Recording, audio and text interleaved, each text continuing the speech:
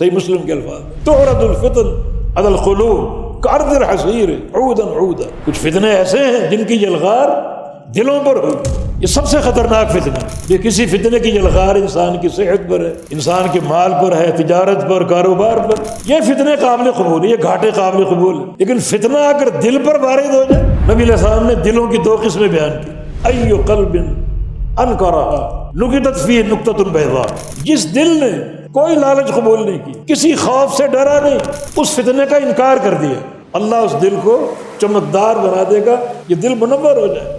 وَأَيُّ قَلْبٍ أُشْرِبَ، جس دل نے اس فتنے کو قبول کر لیا، نُكِتَتْ فِيهِ نُكْتَةٌ سَوْدَاء، اللہ اس دل کے اندر سیاہ نشان لگا کر اس دل کو کالا کر دے، اپنی مہر لگا دے۔ اللہ کی مہر لگ جائے تو حق نصیب نہیں ہوتا۔ کالکود مجخیہ، پھر وہ دل جو ہے اللہ اس کو الٹا کر دے گا، الٹے پیالے کی طرح۔ پیالہ اگر سیدھا ہے تو اندر جو کچھ ہے وہ موجود ہے، پیالہ الٹا کر دو جو کچھ ہے وہ نکل گئے۔ پیالہ اگر سیدھا ہو تو اس کو بھرنے کا امکان ہوتا ہے، پیالہ اگر الٹا ہو اس میں کیا ڈالو؟ مانا اس دل میں جو کچھ تھا وہ نکل گیا، اور آئندہ کے لیے یہ دل کسی نیکی کو قبول کرنے کے قابل نہیں۔